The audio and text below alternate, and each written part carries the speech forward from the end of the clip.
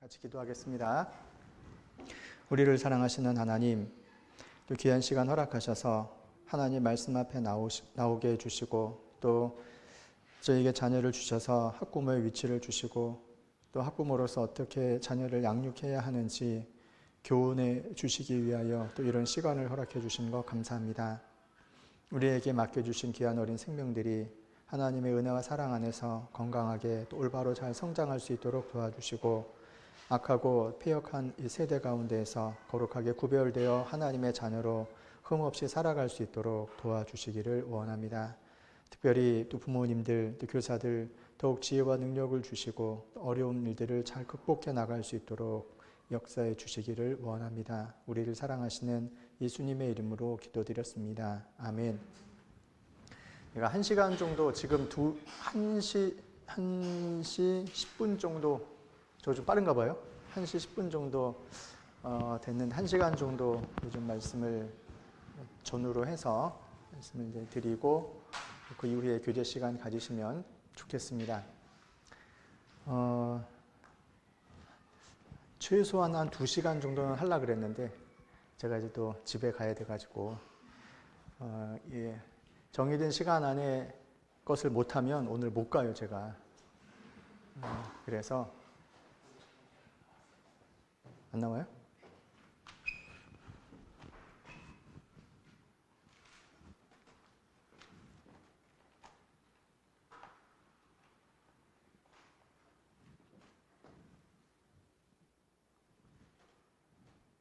나왔나요? 뭔가 꺼졌는데? 그러면은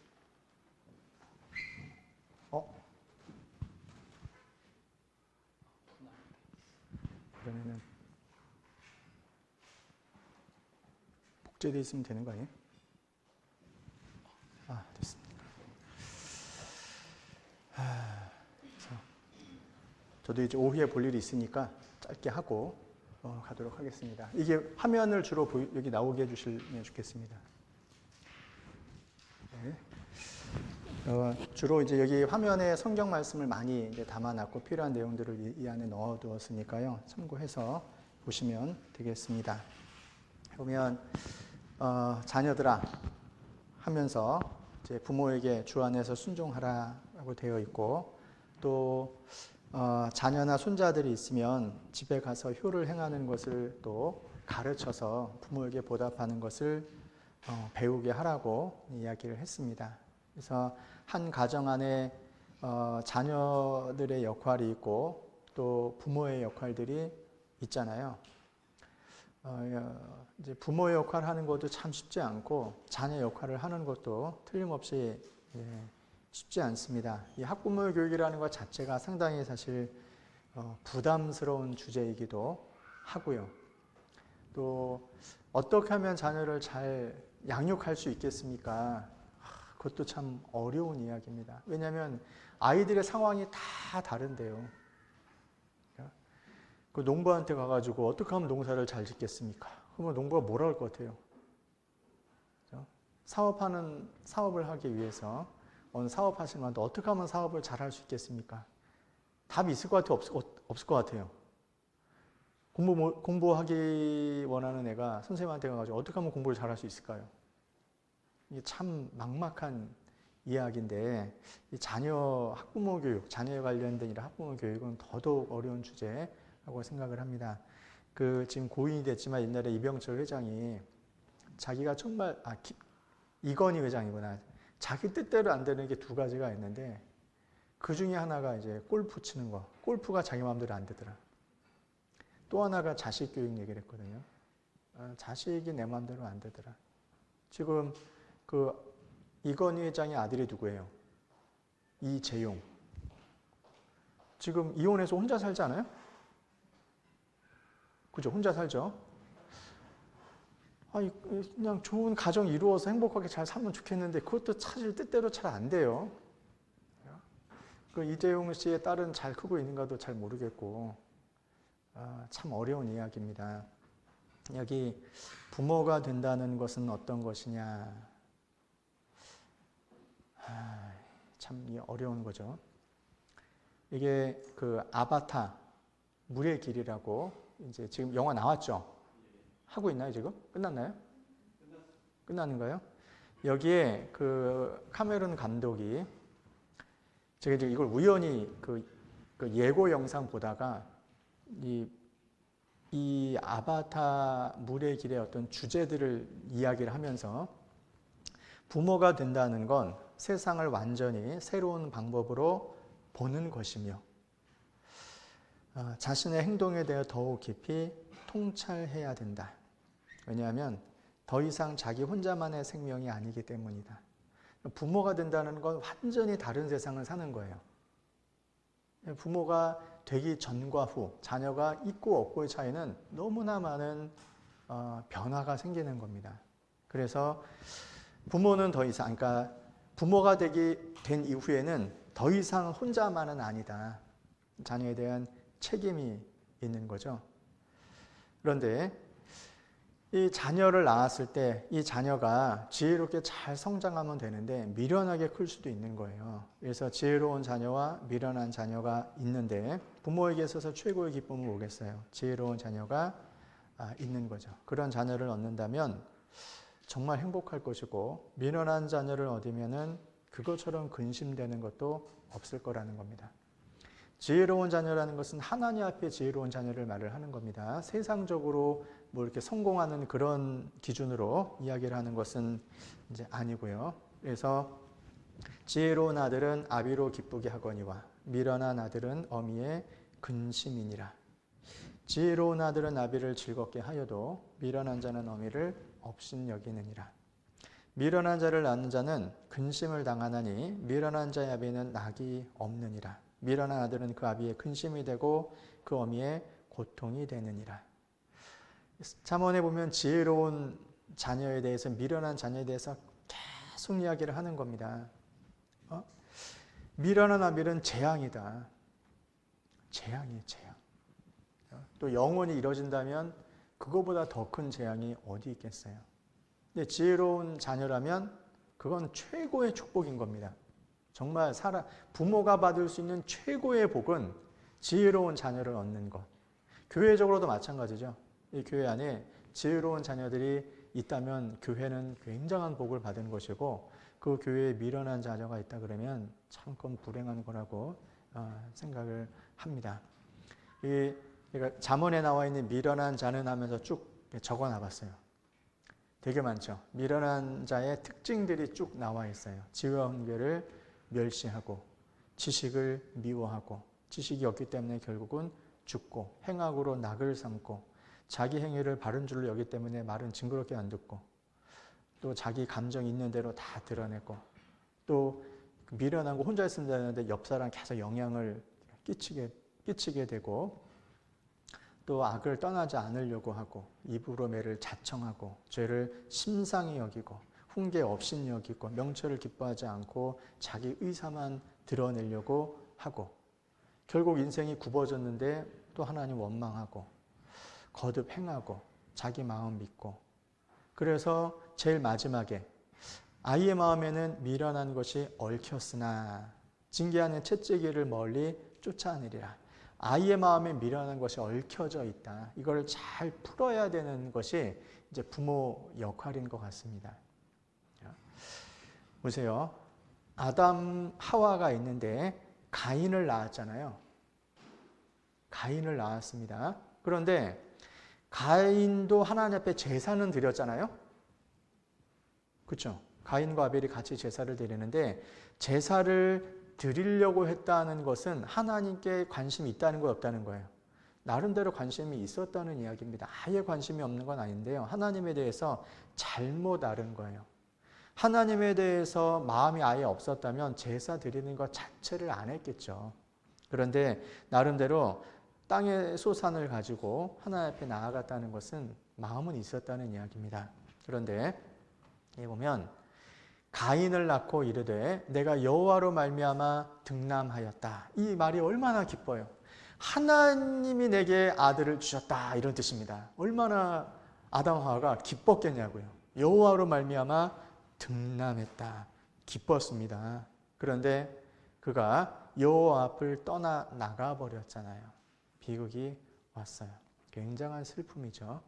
그리고 나서 화 있을진저 가인의 길에 행하였으며 하나님을 영원히 떠나버린 거예요. 출생할 때는 여호와로 말미암아 등남했으니까 기쁨이 있는데 여호와 앞을 떠나서 이제 나가서 살면서 비극이 시작이 됐고 나중에 영원히 이뤄진 자식이 되는 거예요. 근데 미련한 자는 이런 과정을 쭉 거쳐가는 거예요. 우리도 자녀가 출생했었을 때는 다 기뻤죠. 하나님이 생명을 주셨다. 그런데 이 아이가 성장하면서 떠나요. 그리고 나서 영원히 돌아오지 않는다면 이것처럼 불행한 게 어디 있겠어요. 가인은 죄를 다스리지 못했습니다.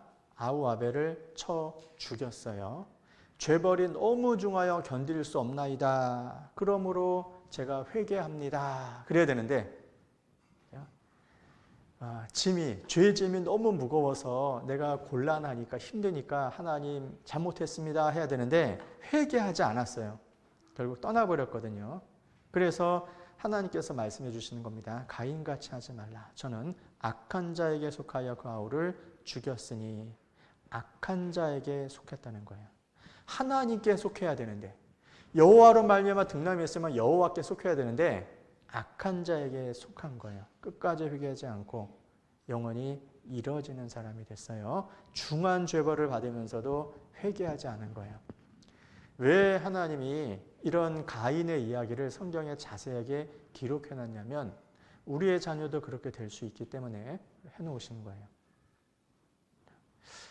노아가 함을 낳고요. 함은 가나안을 낳았습니다. 홍수를 피해서 방주를 탔어요. 노아하고 함과 함의 부인이 하나님의 심판을 분명히 받잖아요. 그런데 함은 올바로 살지 못했고 자식 가나안 교육을 실패했어요. 함은 홍수를 직접 경험한 사람이잖아요. 방주도 같이 만들었고 하나님의 능력과 역사를 보고 하나님을 믿지 않은 사람의 심판도 철저히 경험한 사람인데 정작 자기 아들 가나안은 제대로 교육시키지 못하는 거예요. 그래서 노아는 의인이요 당세의 완전한 자라. 그가 하나님과 동행했고 마지막 때의 의를 전파하는 사람이 됐어요. 홍수 직전에. 그런데 함은 가나안의 아비라고 돼 있죠. 이게 되나? 이거 선명도가 너무 좋아가지고 이것도 안 나오네 이거. 일단 눈으로 잘 읽으세요. 중간에 함은 가나안의 아비라 이렇게 하면 되나? 이거 굳이 이렇게 안 해도 다 보이죠? 네. 함은 가나안의 아비고 가나안은 저주를 받아 가나안은 셈의 종이 되고 가나안은 무엇을 받아요? 저주를 받아. 하나님의 축복을 받아야 되는데 저주를 받았어요. 이 가나안의 할아버지가 노아예요. 대단한 분 아닙니까? 그럼에도 불구하고 저주를 받을 수도 있다라는 겁니다.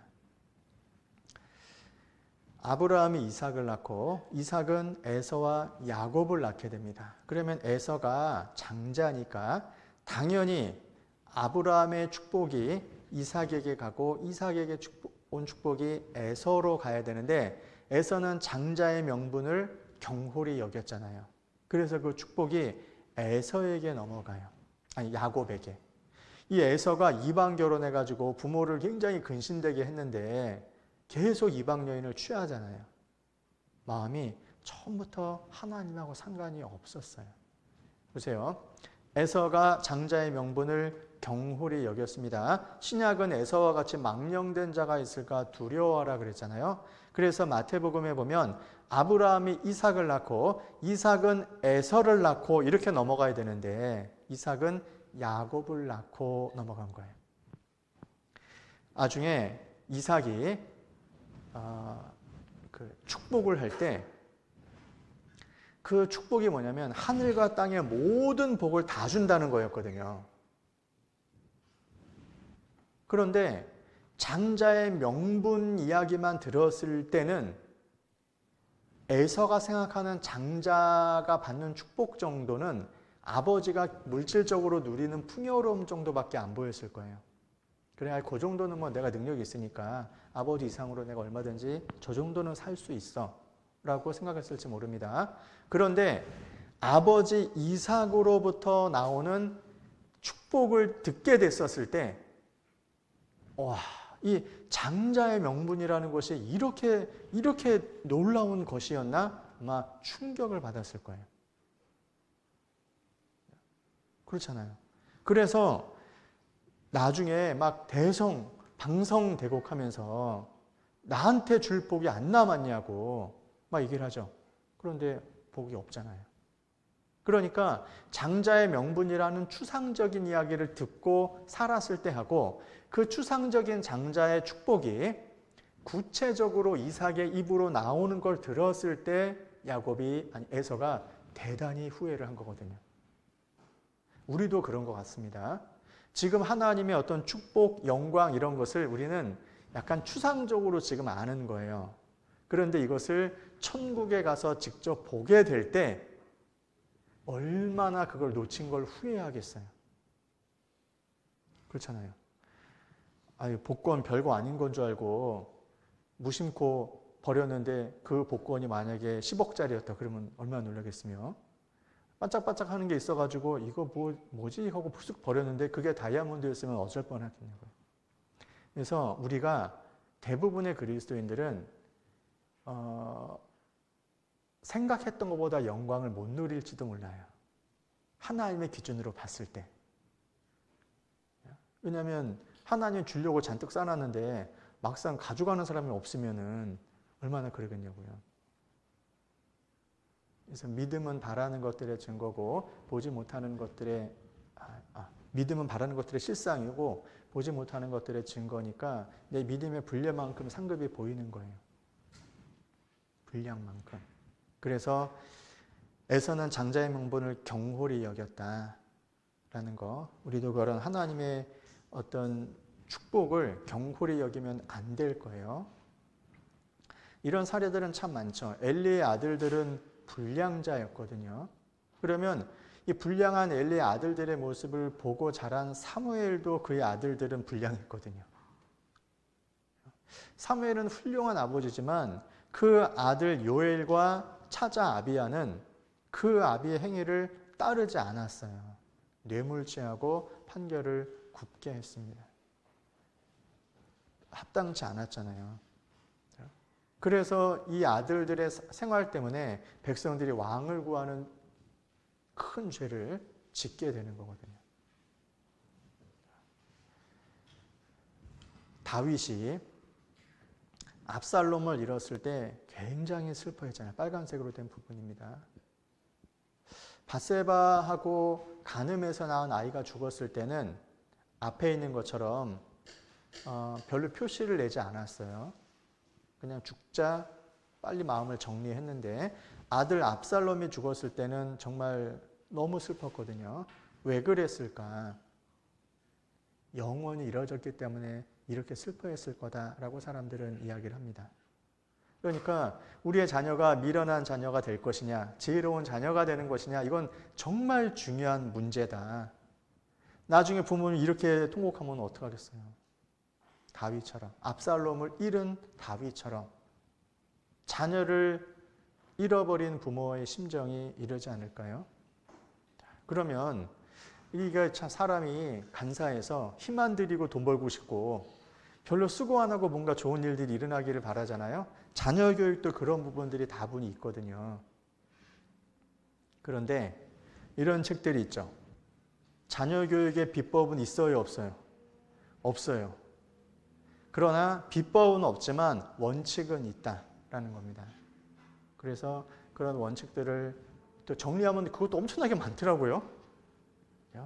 요즘 이 아이들이 어떤 가치관 속에서 살아가는지를 좀 잠깐 볼 필요가 있어요. 그렇기 때문에 교육이 정말 필요하고 이건 강력하게 신경 쓰지 않으면 안 된다는 생각이 좀 듭니다. 지금 이 세상은 가치관의 대혼동, 아주 심각한 폭풍이 몰아치는 것처럼 아주 심란한 거예요. 여기 인빅터스라는 시인데요. 윌리엄 어니스트 헨리라는 사람이 쓴 건데 여기 제일 마지막에 있는 부분 때문에 유명해요. 옆에 오른쪽에 옮겨놓은 겁니다. 나는 내 운명의 주인이다. 나는 내 영혼의 선장이다. 왜냐하면 제일 중요한 건 나다 이런 겁니다. 나. 이런 가치관이 이제 욜로 나온 거죠. 나를 위한 시간. 오로지 나밖에 모르는 시대가 지금 된 겁니다. 마지막 때, 말세 고통하는 때가 이르르니 사람들은 자기를 사랑하며 돈을 사랑하며 돼 있잖아요. 쾌락을 사랑하죠. 지금 이런 시대가 지금 우리 시대가 되는 거예요. 불법이 성함으로 많은 사람의 사랑이 식어지는 시대가 되는 겁니다. 오로지 자기밖에 몰라요. 다른 사람을 위한 희생과 배려는 일체 없고 내가 얻을 수 있는 권리만 찾아요. 그러니까 극단적으로 이제 이기적인 사회가 되는 겁니다. 보세요. 살만한 것 같다가도 아닌 것 같은, 이제 내 행복은 오로지 나를 위한 행복이고 싶다. 내가 왜 부모를 위해서 살아야 되냐? 내가 왜 자녀를 위해서 희생해야 되냐? 다 필요 없어. 오로지 나.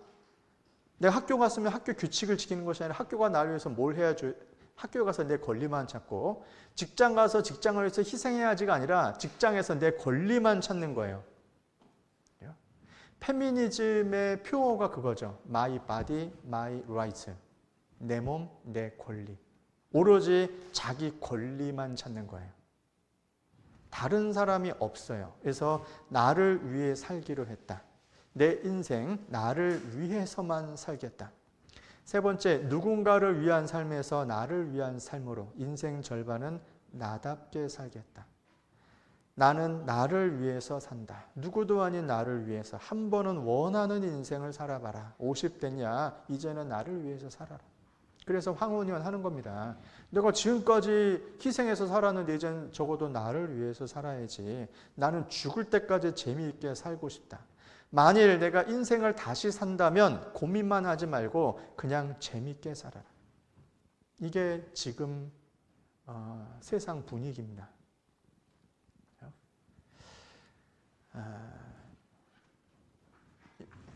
이쪽에 이제 표시되어 있는 부분이요. 나 자신의 필요와 만족을 우선 순위에 두고 살고 싶다. 젊은 세대들. 그래서 롤코 라이프 해가지고 롤러코스터 타듯이 세 번째 줄이죠. 그때그때 색다른 것을 짧게 즐기다가 빠져나오는 것처럼 쾌락을 그때그때 느끼면서 살고 싶다. 그래서 이제 신조어들이 많이 생기게 됩니다. 요즘 시대를 반영하는 신조어들이 미이코노미에서 소비의 주체는 바로 나다라는 겁니다. 나를 위한 돈을 쓰겠다. 나에 의한 나를 위한 포미조. 자신의 가치를 높이기 위한 것에 투자하겠다. 가심비. 이제는 가성비 했어요. 가성비. 그래서 우리 가족이 뭐 식사 한번 한다 그러면 가성비 좋은 거 따지는 거죠. 이제는 가심비. 내 마음이 중요해. 가심비 바뀌었습니다. 더 심한 말은 이제 나심비죠. 나의 마음이 제일 중요해. 나는 소비한다. 고로 존재한다. 버킷리스트.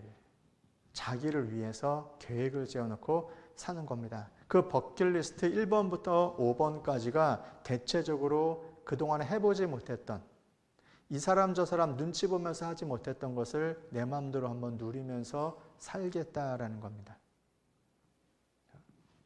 수고했어. 올해도 나를 위한 사치 호텔 오마카세. 이런 거 가지고 일본에서 좀 비난하는 그런 것도 썼더라고요. 식사 한 끼 뭐 15만 원, 20만 원짜리 그냥 아무렇지도 않게 하는 거예요. 왜? 나를 위한 투자인데 그것도 못해? 이런 거죠. 빅데이터로 본 소비 트렌드, 오늘을 사는 사람들. 성인의 93%는 나를 위한 소비를 한다. 있죠? 나를 위한 소비 얼마나 하나요? 나를 위한 것. 소비의 중심은 오로지 나. 내가 제일 중요해. 오롯이 나를 위한 특별한 시간. 그러니까 이런 것이 계속 2020년 전에 몇 년서부터 시작돼 가지고요. 아주 급속도로 이게 지금 아주 심하게 이게 번져 나가는 거예요. 오로지 자기밖에 모르는 겁니다. 그다음에 MZ세대의 새로운 소비 트렌드 플렉스. 플렉스 열풍. 플렉스란 말 들어보셨죠? 이런 뜻입니다. 플렉스, 관절을 굽히다, 구부리다, 혹은 준비 운동으로 몸을 풀다, 힘을 주다, 이런 의미인데, 이것이 나중에는 이제 내가 가진 걸 자랑하다 하는 의미로 변질이 되면서 플렉스라는 말은 결국 자랑질 이렇게 된 거예요. 자랑질. 이런 거 그냥 자랑질 하면서 다니는 겁니다. 그런 자랑도 자기 만족이 중요하기 때문이다. 그래서 연평균 플렉스 비용을 1년에 한 번 정도는 내가 나를 위해서 840만 원 정도, 대략 1000만 원 정도 지르는 건 괜찮다. 1000만 원짜리 가방 하나 사는 겁니다. 1년에 하나씩. 그게 나를 위한 투자하고 행복인 거예요. 요즘 사고방식이 이제 그렇습니다. 뭐 집이고 차고 결혼이고 다 필요 없어. 그냥 돈 쫙 모아다가 나를 위해서 1000만 원짜리 가방 하나 딱 사면 난 1년 동안 행복한 거예요. 바뀌어진 거죠. 그러니까 이런 셀린인가? 이 비닐 가방 이거 얼마 같아요? 63만 원. 오른쪽에 질샌더의 종이봉투 33만 원. 누가 살까? 매진이에요. 구할 수가 없어요. 특히 한국 사람들 미쳐요. 여기 파란색 이마트 가방이 아니고요. 발렌시아가 200만 원 가방입니다. 200만 원짜리. 옆에 클립 하나, 프라다 이름 하나 썼다는 것만으로 21만 원짜리. 산대니까요. 세상에서 가장 비싼 쓰레기 봉투 발렌시아가 232만 원. 이게 왼쪽에 있는 그림이 이거 그 뭐지?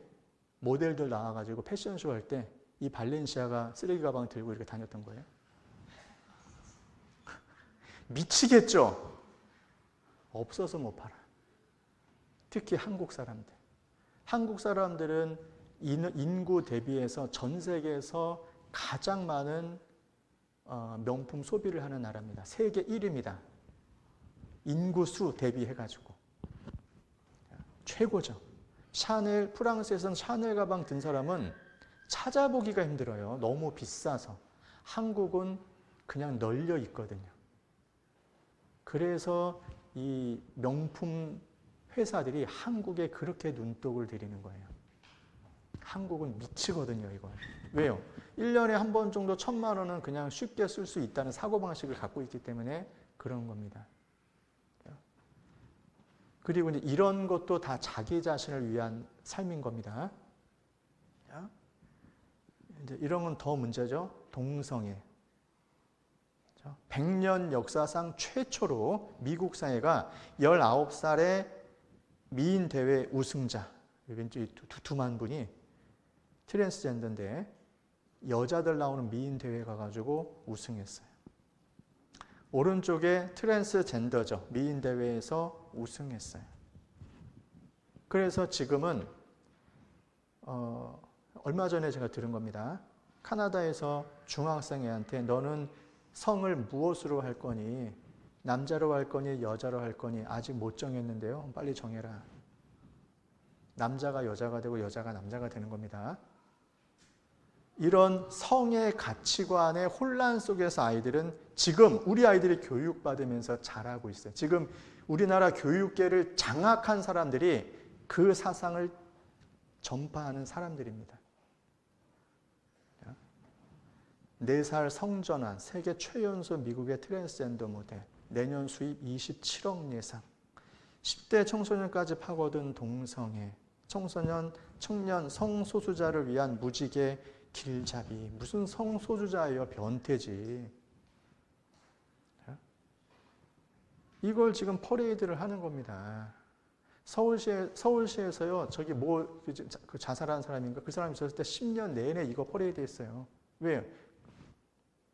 그쪽 사상이니까. 지금 아이들은 이런 세대 속에서 살고 있어요. 우리 애들이. 교회 하나만 있으니까 이런 걸 전혀 모르고 있을 것 같아서 말씀을 드리는 겁니다. 애들은 성 정체성의 혼란을 겪는 교육을 받고 있어요.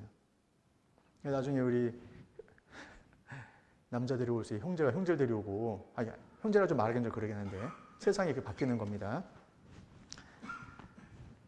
교회에서도 이제 성경이 퀴어를 옹호한대요. 그 무지개 교회 이제 막 나오고 있습니다. 그렇죠? 나는 하나님을 믿는 성소수자다. 교회도 이제 이런 데 앞장서고 있습니다. 미국에서 인어공주가 흑인을 써가지고 문제가 이렇게 됐잖아요. 이제 미국 사회는 그게 심각합니다. 그러니까 서양 사회일수록 그런 것이 아주 심각해요. 디즈니랜드도 남자, 여자 화장실, 중성 화장실 이렇게 있거든요. 디즈니랜드가 애기들 들어가는 데서 이게 옛날에 이렇게 아저씨들이 딱 나서 이러는데 이제 아저씨들 치마 입고 막 예쁘게 동성연애차들은 이렇게 나와가지고 애들 막 환영해주고 막 이 세상이 지금 그렇게 바뀌고 있는 거예요. 하나님의 말씀하신 남자와 여자를 창조했다. 그 생물학적인 바이올로지컬 섹스, 그 성 개념이 없어지고 소셜 젠더, 사회적 성이 지금 더 중요한 시기가 된 거예요. 제가 그 대학 다닐 때가 30년도 더 됐는데 그때 막 그 학교에서 가르치는 게 젠더라는 것을 막 가르치고 그랬는데 지금은 젠더성이 섹스성보다 더 우선하는 사회가 돼버리는 거예요. 완전히 지금 세상이 가치관이 확 바뀌었습니다. 좋은 놈, 나쁜 놈, 이상한 놈 2008년도에 나온 영화인데 예전에는 좋은 놈 아니면 나쁜 놈이었거든요. 근데 지금은 이상한 놈이 너무 많아.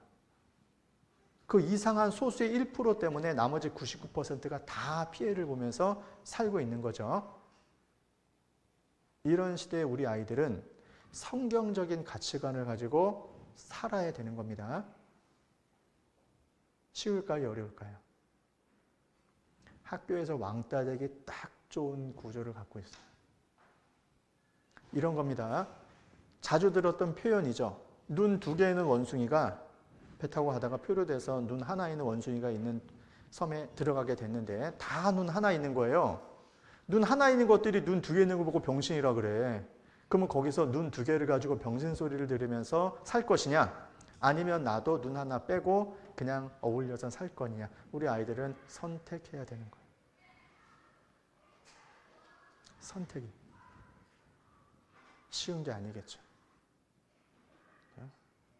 그러니까 이게 뭐 애들이 알아서 잘 크겠지, 뭐 학원 보내고 뭐 하고 하면 애들 알아서 잘 살겠지. 지금은 그렇게 살 수 있는 시대가 아닌 거예요. 이걸 좀 경각심을 가지라고 좀 자세히 말씀을 드린 거고, 그 다음에 우리나라는 기독교, 불교, 천주교, 기타, 무교 이런 퍼센테이지를 갖고 있어요. 그러니까 기독교는 5명 중에 1명밖에 안 돼요. 기독교 비율이 상당히 낮죠. 우리나라는 점점 무교가 많아져요. 아무것도 안 믿고 자기만 믿겠다는 겁니다. 기본 가치관이 어느 사회든지 이게 있어요. 기독교 국가는 기독교 바탕에 사상이 깔려 있고, 카톨릭 국가는 카톨릭의 사상의 바탕에 깔려 있고, 불교 사상은 불교 사상에 깔려 있어요. 공산주의 국가는 공산주의 사상의 바닥에 깔려 있는데, 정말 한국은 특이하게도 정말 세계에 유례가 없을 정도로 한국은 무교 개념이 압도적으로 많은 거예요. 무교 개념이 많다는 건 뭐냐면, 그리고 무교가 급속도로 퍼센테이지가 늘어나고 있다는 건 뭐냐면요. 세상의 사람들이 살아갈 때 기본적인 상식 수준이 없어진다는 이야기예요. 기본적으로 사람들이 갖추고 있는 관념들이 없다는 이야기예요. 그냥 다 내가 옳은 거고 내가 하는 게 맞는 거예요. 여기 기사가 어젠가 기사가 났습니다. 어떤 남자가 연예인인가 뭐 잘 모르겠는데 우통 벗고 밖에서 운동하는데 누가 신고해갖고 경찰들이 나와서 좀 얘기를 했다는 거예요. 보세요. 내가 우통 벗고 운동한다는데 뭐 피해 줬어? 이거예요. 법에 이게 문제 있어? 네, 법에 문제 없어요. 법에는 팬티만 안 벗으면 돼. 그러면 음란 공연죄가 되거든요. 근데 우통 벗고 돌아다니는 거는 아무 문제가 안 돼. 그런데 우통 벗고 돌아다니면 안 된다는 그런 건 뭐 법은 없지만 사람 기본적인 상식선에서 내가 이렇게 되면 누군가가 나를 보고 좀 불편해할 수 있다라는 생각을 하는 거고, 그래도 자기 양심이 있으면 그래도 가릴 땐 가리고 있어야지, 몸이 아무리 좋아도. 그런데 이런 개념이 사라져 버리는 거예요. 기독교의 기본 개념도 없고 불교의 기본 개념, 천주, 그러니까 종교라는 것에 그러니까 바탕이 없어져 버리는 거예요. 이 지금 지구상에 80억 인구가 사는데 대체적으로 거의 모든 나라들은 다 종교가 바탕에 있어요. 공산주의는 사상이 바탕에 있는 거고. 그런데 한국은 유별나게 종교도 바탕이 없고 사상도 바탕이 없어요. 그냥 무교야. 그냥 오로지 자기밖에 없는 거예요. 그러니까 별의별 관종들이 많이 나오는 거예요. 이상하잖아요. 체벌금지 뒤에 학생 지도에 대한 학생들 반응. 수업 중 태도가 불량해 훈계하면 체벌금지인 거 아시죠? 동영상 찍어 신고할 겁니다. 교원평가 때 두고 봅시다. 애들이 왜 선생을 평가해? 담임교사에게 욕설한 학생을 꾸짖자 경찰서에 고발할 겁니다. 숙제 안 하면 혼난다. 선생님 때리면 잘려요. 흡연 학생 적발하면 법대로 하세요. 밤길 조심하세요. 무단 외출 학생을 훈계하면 전학 갈 테니까 간섭하지 마세요. 이렇게 됐습니다. 무슨 이름으로 학교가 이렇게 망가졌냐면 인권이라는 이름으로 학교가 완전히 망가졌어요. 인권 얘기하는 사람들 때문에 온 세상이 다 박살나고 있어요. 죄인이 인권이 어딨어. 죄인이. 가해자는 인권 따지고 피해자는 인권 안 따지거든요. 정말 웃기잖아요. 우리나라뿐만 아니라 세상이 그렇게 바뀌고 있어요. 학교 교육을 그런 식으로 교육하고 있어요. 지금 권력을 잡은 집단이 여야를 떠나가지고 학교의 권력을 잡은 집단이 그런 사상을 계속 전파하고 있어요. 보세요. 이스라엘에 왕이 없으므로 사람마다 자기 소견에 오른 대로 행했죠. 지금은 이 시대가 되는 겁니다. 자기 소견대로 행하는 거예요. 터가 무너지면 의인이 무엇을 할꼬? 비루함이 인생 중에 높아지는 때에 악인이 첫째 흥행하는도다. 지금 비열한 사람들, 더럽고 추한 이런 일들이 높아지고 있죠. 그런 일들 각광받고 있고 이렇게 되고 있습니다. 윗물이 맑아야 아랫물이 맑은데 윗물이 쓰레기예요. 아랫물은 당연히 오염이 될 수밖에 없죠. 성경대로 살기가 너무 어려운 시대가 됐어요. 여기 찰스 스펄전이 영국의 메트로폴리탄 타버나클 교회당에서 설교했었을 때의 모습이에요. 여기 사람 잘 많이 모여있는 오른쪽 상단의 모습이. 그런데 2차 세계대전 때 일부가 파손이 되고 리모델링하고 막 조금씩 변형이 되는데 왼쪽 하단의 현재 겉모습은 이렇게 화려한데 왼쪽 상단의 안쪽은 훨씬 쪼그라들었죠. 오른쪽 상단 모습하고 왼쪽 상단의 두 곳을 비교해 보셔요. 차이가 확연히 나죠?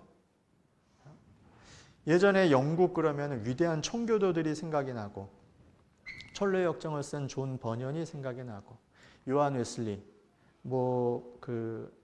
휘트필드, 현대 선교의 아버지라고 말하는 윌리엄 캐리, 위대한 설교가 스펄전, 이런 사람들 다 영국 출신입니다. 그런데 지금 과거 영국하면 청교도와 복음이 생각이 나는데 지금 영국하면 축구밖에 생각이 안 나거든요. 세상이 완전히 바뀌어졌어요.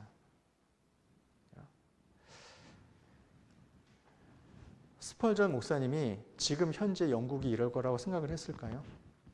스펄전 목사님 소천하신 이후에 지금 세월이 얼마나 지난 것 같아요? 대략 130년 정도밖에 안 지났어요. 그런데 영국에서 스펄전의 자취를 찾아볼 수가 없어요. 그때 구원받고 신앙생활하던 사람들의 자취를 찾아볼 수가 없어요. 이렇게 급격히 바뀌어진 겁니다. 오른쪽의 하단은 영국의 첫 침례교회가 시작된 교회당인데 지금 슈퍼마켓이 됐어요. 바뀌어지는 겁니다. 어떤 교회당은 이슬람 교회 모임 장소로 바뀌고 어떤 교회당은 도서관으로 술집으로 다 바뀌어지는데 왜 그렇게 됐냐면 자녀 교육이 안 돼서 그런 겁니다. 실패했어요.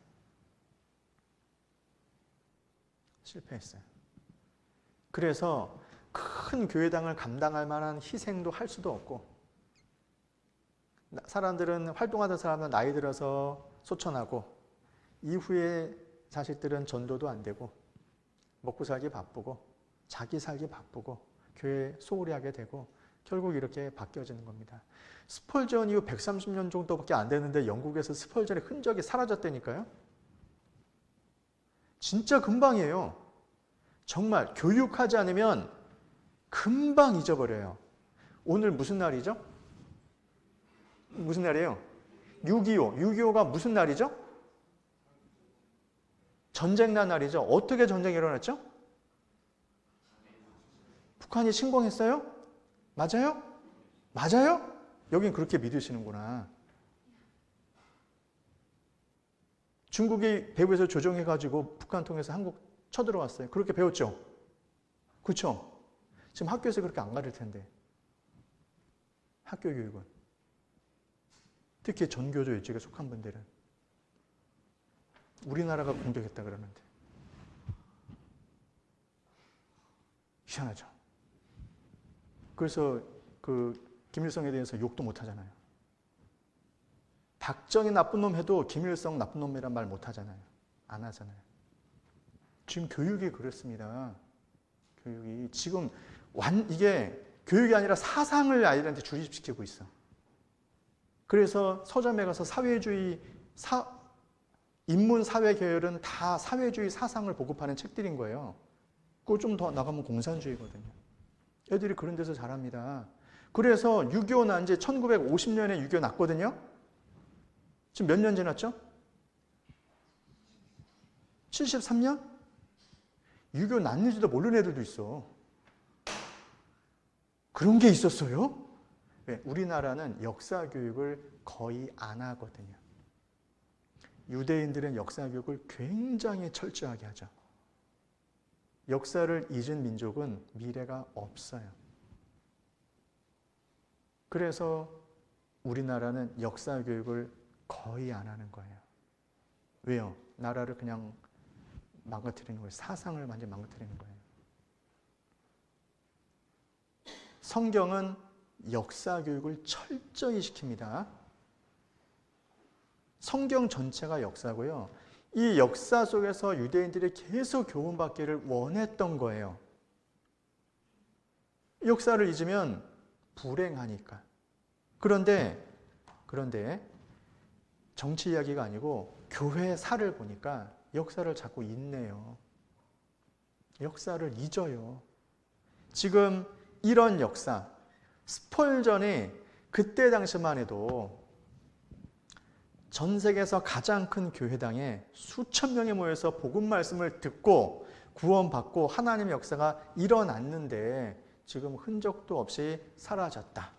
D.L. 무디, 지금부터 약 한, 여기도 한 110년 정도? 무디가 1899년에 돌아가셨으니까 그러면은 1900년 쳐도 그럼 지금 2000년까지 하면 한 123년, 124년 정도 된 거예요. 얼마 안 됐잖아요.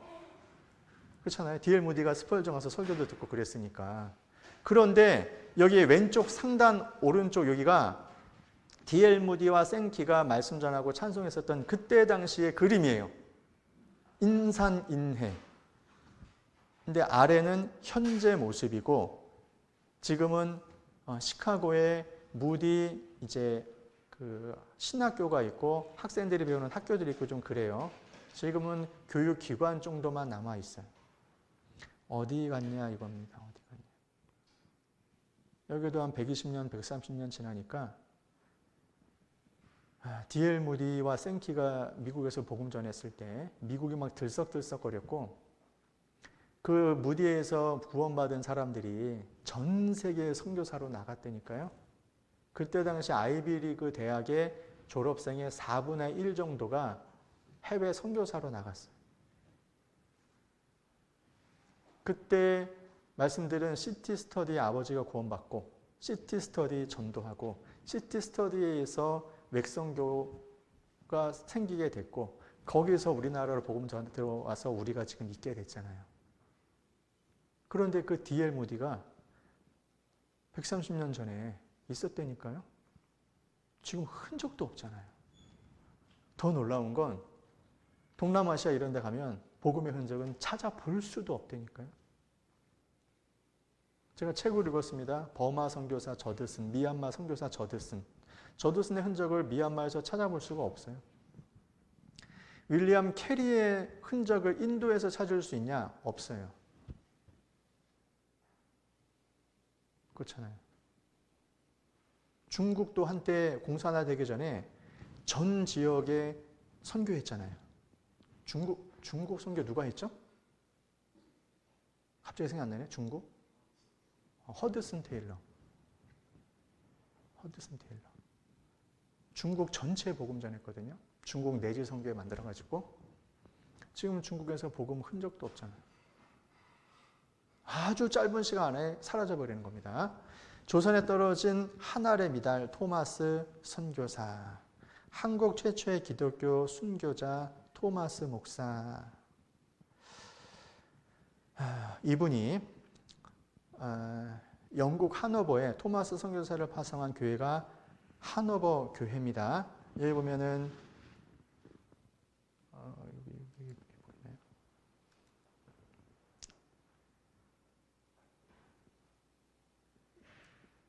요거 보여요, 여기요? 노란색으로 지금 표시했는데 보이나요? 로버트 토마스. 이게 토마스 선교사의 아버지예요. 아버지가 거기서 목회하셨습니다. 그리고 아들이 그 안에서 자라면서 말씀을 들으면서 자랐고 그가 한국 땅에 이제 성경 전해주러 오게 됐잖아요. 근데 지금 이 하노버 교회가 이 마을 자체가 한 150명 정도밖에 안 산다 그래요. 몇 년 전의 이야기로.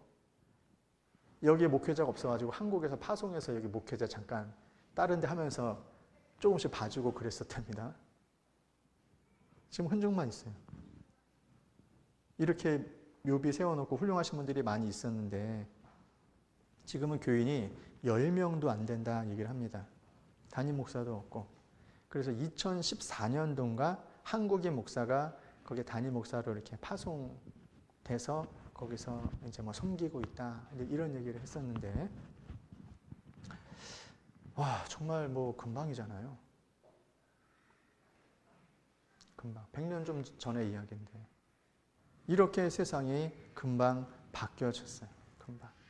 토마스 선교사가 1866년에 대동강 그 앞에서 우리 세상에서 참수를 당했는데 그러면은 뭐 한 150년 정도 전인가 이야기입니다. 아무런 흔적도 없거든요. 그 토마스 선교사를 파송한 교회가 뭐 지금 존재 자체가 이제 거의 유명무실해졌는데.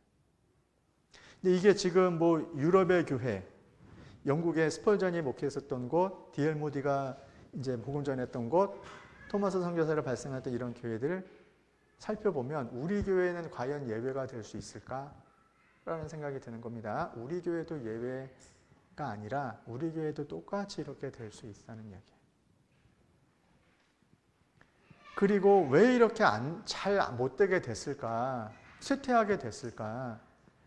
결국은 우리의 자녀들을 확실하게 교육시켜서 부모 이상의 헌신된 마음을 가지고 교회 안에서 살게 해야 되는데 부모만큼의 열정도 아이들이 안 되더라는 이야기입니다. 그러니까 갈수록 하향되는 거예요. 갈수록. 물론 아이들은 시간이 지날수록 더 잘할 가능성은 훨씬 높습니다. 그런데 어쨌든 그런 싹을 어렸을 때 좀 볼 수 있어야 되잖아요. 그걸 못 보고 아이들이 그냥 알아서 잘한다? 아, 그러면 미래가 참 어둡다. 이런 생각이 드는 거예요. 그런 걸 지금 저는 좀 많이 느끼는 것 같습니다. 하나님의 눈으로 바라보자. 이걸 왜 써놨냐면 인생은 고난 후에 났고 수고와 슬픔이고 고생과 근심이 있는데 부모든지 자녀든지 그냥 고생하는 건 당연한 거다. 희생하는 건 당연한 거다라는 마음을 갖고 자녀를 양육했으면 좋겠어요. 그러니까 원래 힘든 거예요. 뭔가 열매를 바라고 농사하는 것도 쉬워요, 어려워요? 뭔가 좋은 걸 거두려면 어렵지 않아요? 하다못해 농작물 하나 거두는 것도 수고해야 되는데 가장 귀한 어린 생명을 하나님 앞에 바른 열매를 맺도록 양육하는 일은 얼마나 힘든 일이겠냐.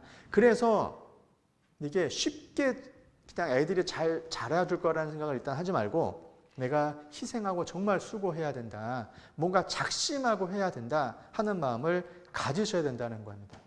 그런 마음이 꼭 있어야 돼요. 그리고 심령으로 낙을 누리게 하는 건 하나님이 주시는 거예요. 하나님이 수고에 대한 대가를 주실 겁니다. 자, 하나님의 눈으로 바라보자. 첫 번째, 하나님이 짝지어 주신 거다. 하나님이 짝지어 주셨습니다. 부부를 그리고 부모와 자녀를. 부모가 자녀를 선택한 게 아니죠. 입양한 것이 아니라면 선택한 게 아니고 자녀도 부모를 선택한 게 아니고요. 그냥 하나님이 짝지어 주신 거예요. 왜? 하나님의 관점에서는 그게 최상이니까. 예전에 부부는 얼굴도 안 보고 결혼해서 사신 분들도 있어요. 천생연분이라고 생각하면서 사는 겁니다. 우리는 볼 거 다 보고 살잖아요. 확인하고 결혼했고 하나님이 짝지어 주셨다는 믿음을 가지셔요. 배우자가 좀 마음에 안 들더라도 하나님이 짝지어 주신 거다. 그리고 당연히 육신의 고난은 있는 거죠. 그리고 결혼해서 살면서 아내를 기쁘게 하고 남편을 기쁘게 하고 하면서 하나님보다 배우자를 우선하거나 자녀를 우선하면 안 돼요. 이건 중요한 겁니다. 자녀가 하나님보다 더 우선인 분들도 있더라고 보니까. 애한테 올인하는 분들이 있어. 나중에 힘들 텐데 이런 생각도 뭐 들기도 하고. 배우자를 우선하시는 분도 있고. 교회는 그런 분 없죠? 오늘 뭐 돌아가시면서 어떻게 하면 아내를 기쁘게 할까? 어떻게 하면 남편을 기쁘게 할까? 이런 마음으로 사시는 분도 계셔요?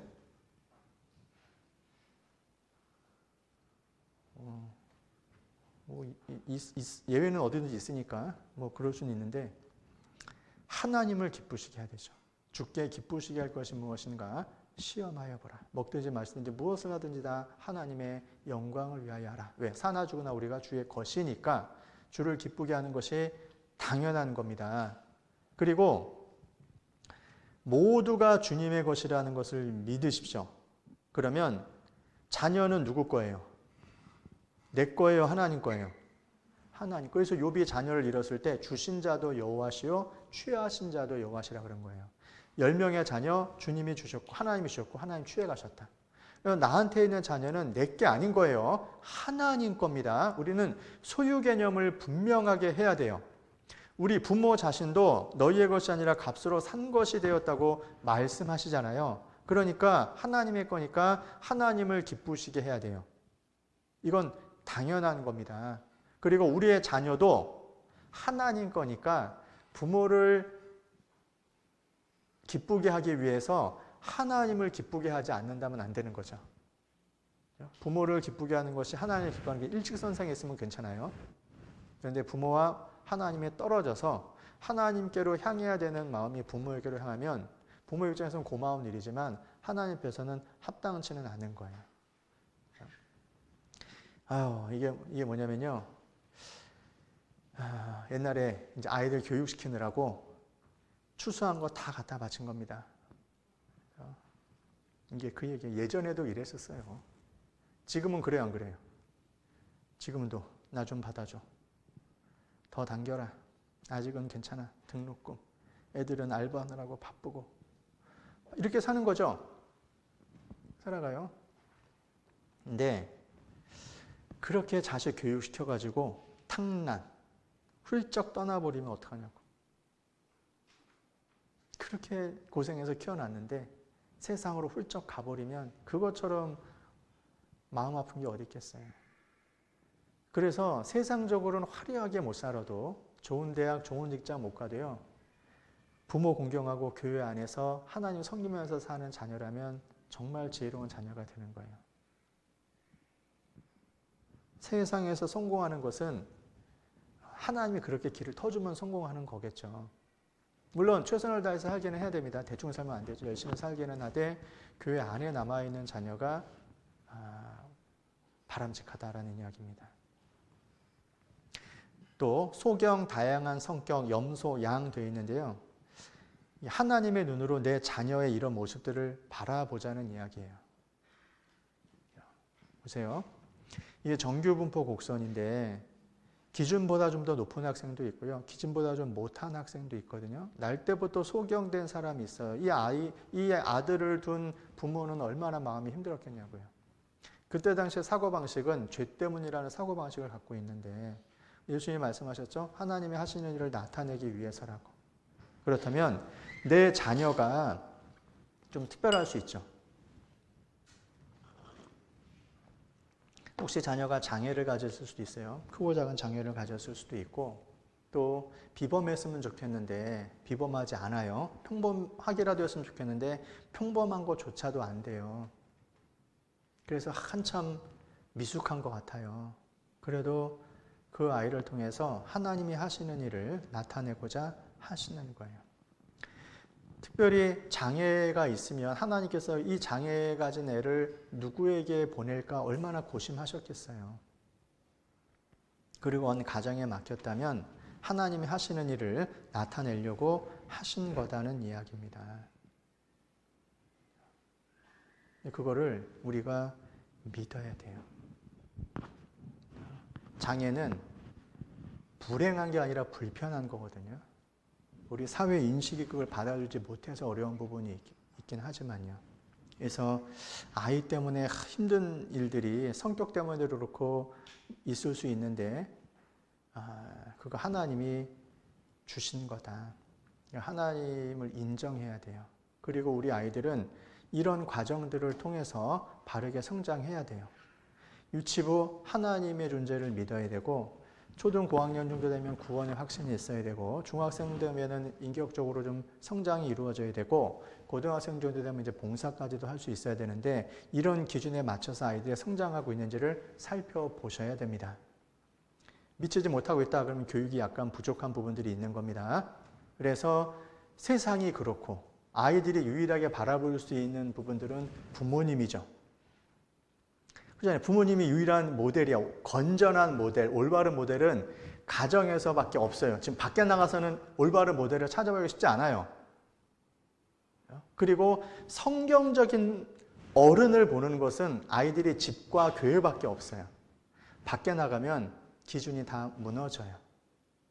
그랬을 때 학부모로서 혹은 교사로서 중요한 게 뭐냐면 본이 되는 생활을 하는 겁니다. 본. 부모는 24시간 교사예요. 부전자전 똑같아요. 어쩜 이래? 똑같죠? 밟아라. 이게 무의식 중에 닮습니다. 왜냐하면 늘 보고 듣는 것이 이러면 이럴 수밖에 없는 상황이 되는 거예요. 자, 본이 될 때 질서와 사랑의 본은 중요하다. 질서와 사랑의 본. 사랑보다 질서를 앞에 둔 겁니다. 질서가 더 중요해요.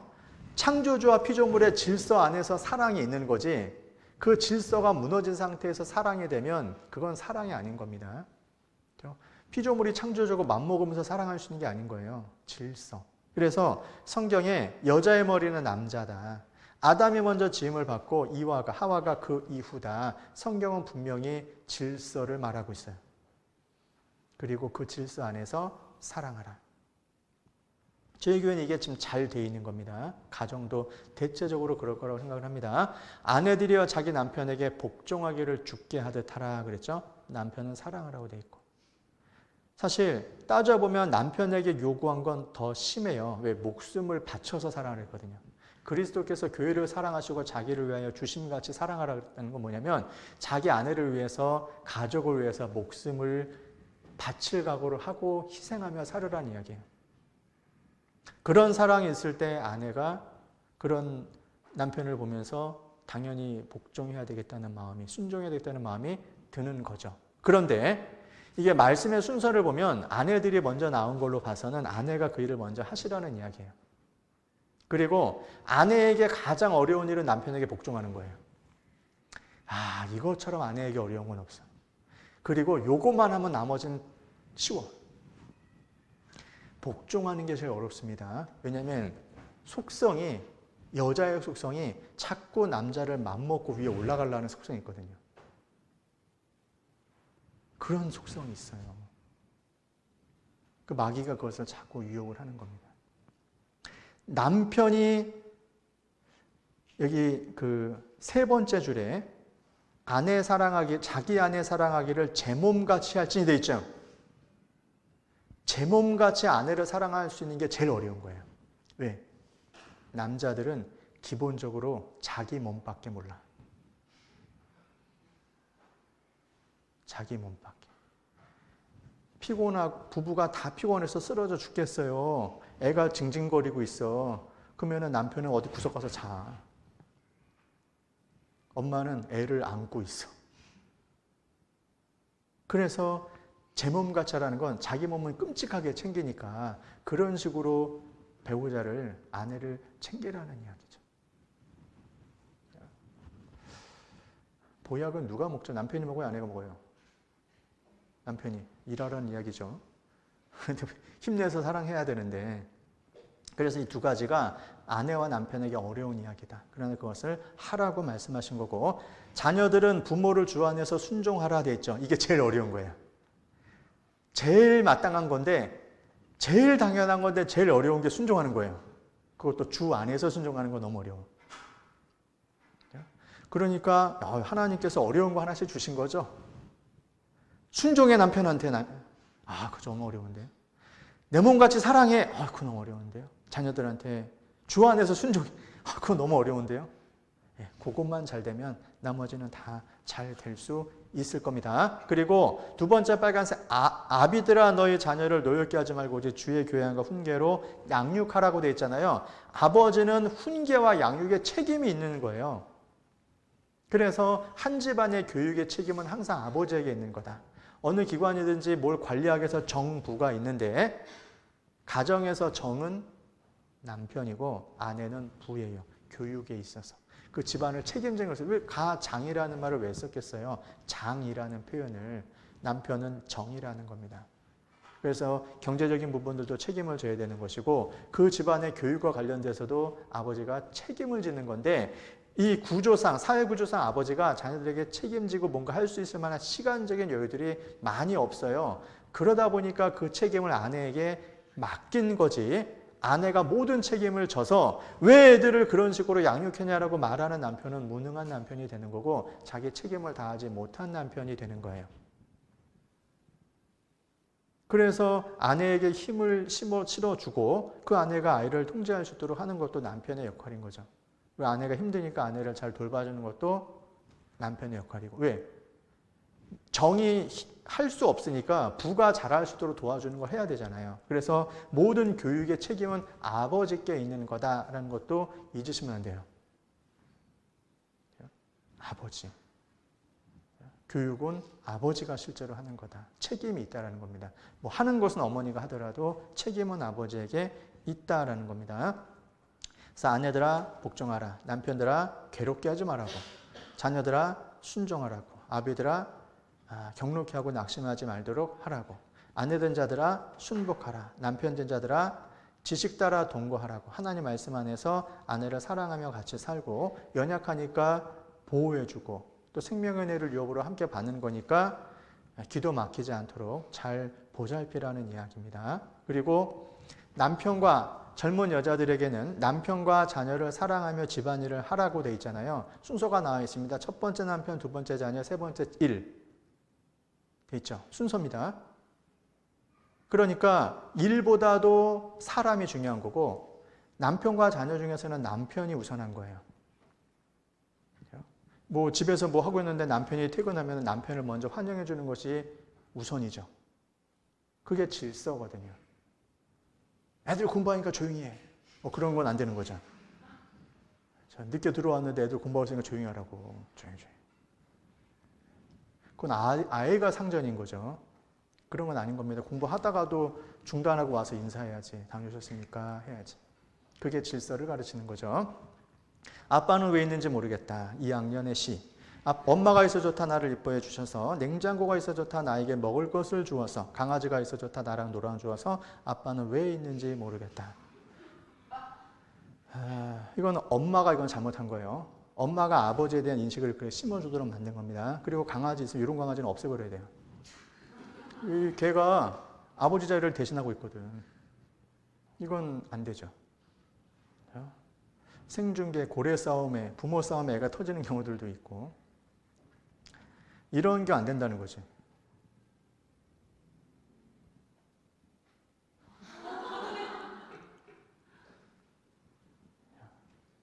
이거는 엄마가 잘못하고 있는.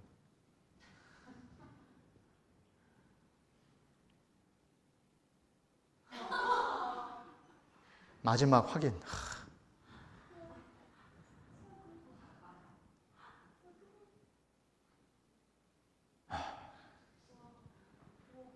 근데 이러면서도 엄마는 아무렇지도 않아요. 이 교육 잘못하고 있는 겁니다.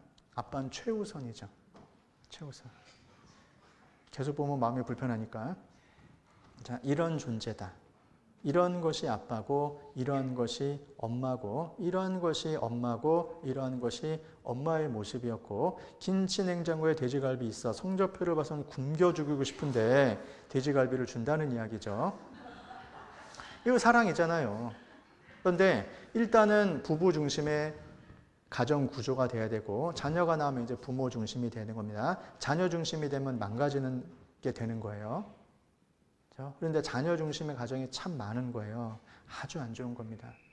자녀 중심의 가정도 또 막내 중심으로 바뀌어져. 우리나라 구조가 그랬어요. 그래서 막내는 사랑 많이 받으니까 버릇이 없고, 첫째는 사랑 안 주고 책임만 줬거든요. 생각해보세요. 연년생으로 나면은 첫째는 사랑 1년 받고요. 둘째는 한 10년 정도 사랑 받아.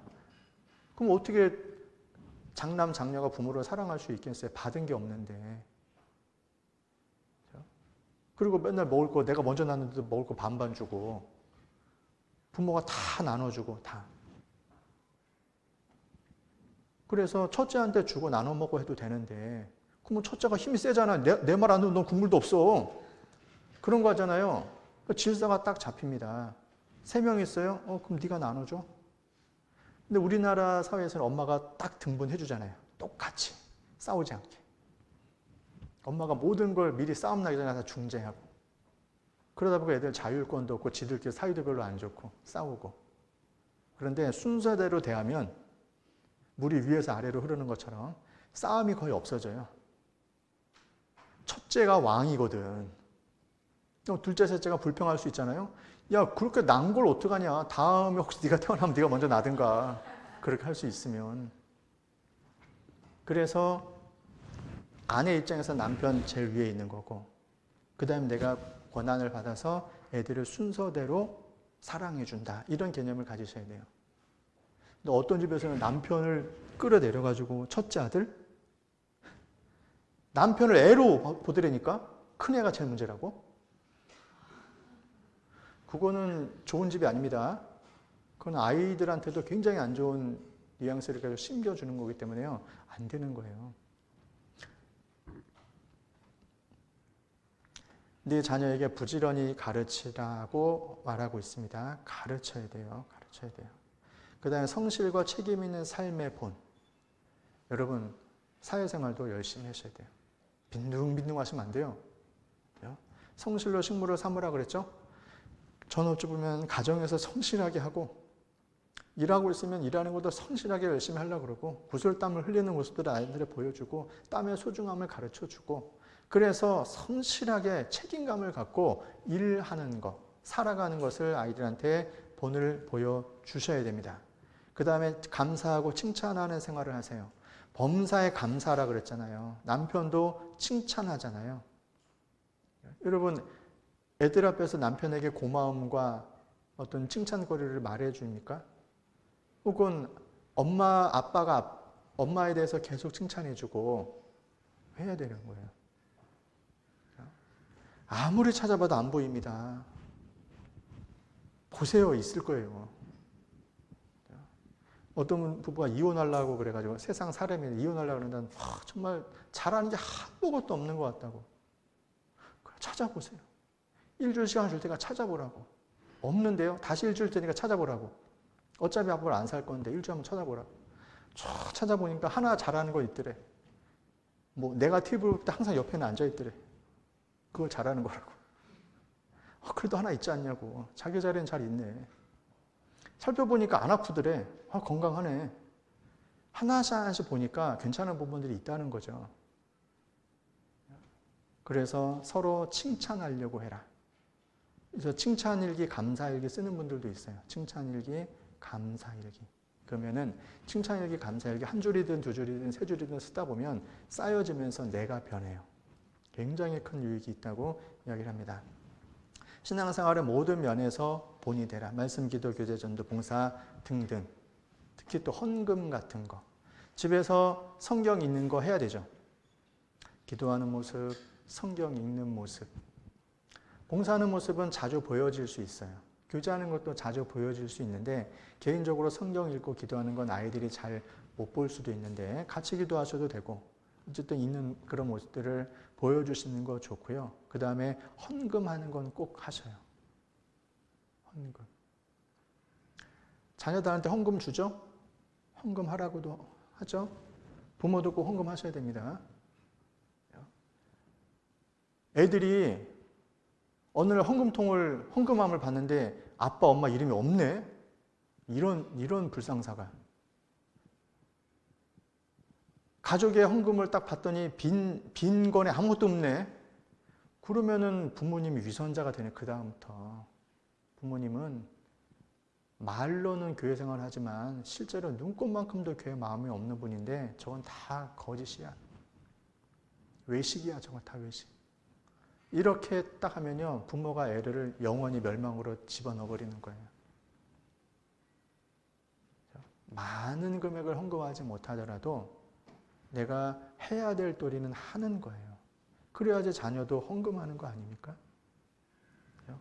저희 애도 직장 다니면서 교회 11조하고 헌금하고 건축헌금하는 그런 모습을 보니까 좀 안심이 되더라니까요. 교회에도 마음이 있구나. 이런 마음이 드는 거예요. 그런데 애가 직장 생활하고 무슨 생활하고 하는데 헌금 한 푼도 안 해. 불안해. 언제 떠날지 모르는 거예요. 자, 마지막으로 포기하지 마라. 포기하지 마라. 포기하지 마라. 희망이 있으니까. 개구리 죽었을까요? 살았을까요? 포기하지 않으면 안 죽어요. 목구멍으로 안 넘어가니까. 포기하지 마라. 금 앞에서 포기하는 사람이 너무 많은 거예요. 포기하지 마라. 한 줄 남았죠? 악기에 한 줄에 남았습니다. 포기하지 마라. 조지 프레드릭 와츠의 호프, 소망이라는 그림이에요. 한 줄 남았는데 다 끊어지고 희망을 갖는 겁니다. 포기하지 않으면 반전이 일어날 수 있어요. 이게 소리가 나올지는 모르겠는데. Our next contestant hails from Columbus, Georgia. Let's hear it for Dee Westry. Come on. Our next contestant hails from Columbus, Georgia. Let's hear it for Dee Westry. Come on 그림 out, 그리는 Dee. 겁니다.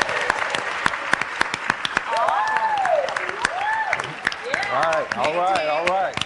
So, what is your talent? What will you be performing today? I'm a speed painter, and I'm going to do a painting in a 1분 minute and a 30초 half or 안에 일단 less. 그림을 그리는 All 게 right. Here we 있어요. go. Let's hear it for Dee Westry.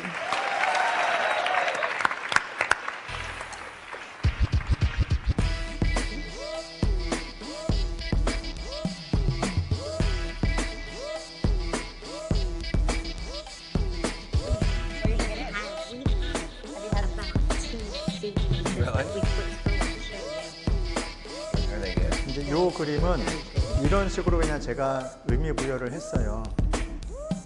애들 삶이 이런 지금 현재 보여진 그림처럼 엉망으로 보일 수도 있다고요.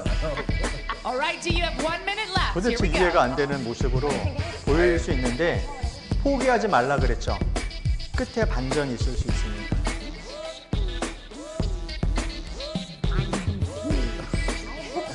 $45 seconds, D. Here we go. Not even intrigued.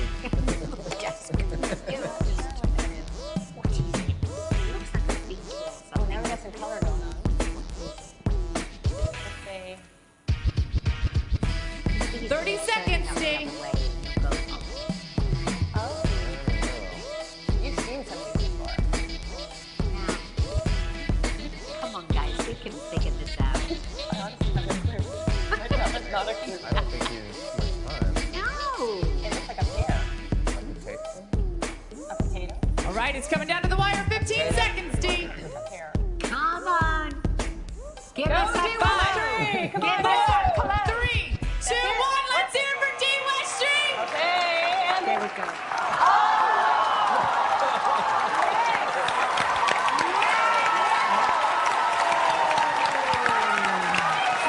Our next 여기는 아무도 박수 안 치네. 예, 엉망으로 보이는데 반전이 일어날 수 있으니까 포기하지 않으면 돼요. 그래서 어거스틴의 어머니 모니카가 어거스틴이 이단에 빠지고 방탕한 길을 살고 사생자도 낳고 별 정말 이해할 수 어려운 삶을 살았는데 그 어머니 기도를 해서 다시 돌아와서 교회 역사에서 아주 귀한 분이 됐잖아요. 그렇기 때문에 포기하지 않고 지금 힘들더라도 기도하면서 자기 자리 지키고 해주시면은 아이들은 결국 돌아올 거라고 또 교회 안에서 바르게 성장할 거라고 믿습니다. 기도하겠습니다. 우리를 사랑하시는 하나님, 이 시간 함께 학부모 교육에 참여할 수 있는 기회를 주신 것을 감사드립니다. 함께 하신 모든 분들 하나님께서 복을 내려주시고 은혜를 주셔서 학부모로서의 역할을 잘 감당할 수 있도록 도와주시고 교사들에게도 지혜와 능력을 주시기를 기도합니다. 교회 안에서 자라는 우리 어린 학생들이 주님의 은혜 아래서 건강하게 또 하나님 보시기에 합당한 모습으로 지혜롭게 성장할 수 있도록 도와주시고 은혜 베풀어 주시기를 기도합니다. 우리를 사랑하시는 예수님의 이름으로 기도드렸습니다. 아멘.